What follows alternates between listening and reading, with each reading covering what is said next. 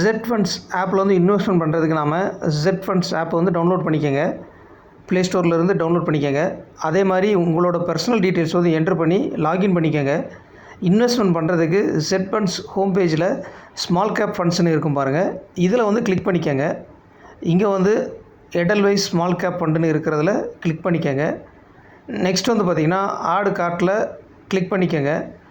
Lump sum payment வந்து investment பண்ணணும்னா லம்சமில் click பண்ணி அந்த அமௌண்ட் வந்து என்ட்ரு பண்ணிக்கோங்க. இந்த ஸ்கீமில் பார்த்திங்கன்னா 100 ரூபா இருந்தால் கூட முதலீடு செய்யலாம். அதுக்கப்புறம் லம்சம் அமௌண்ட் வந்து என்ட்ரு பண்ணிக்கோங்க.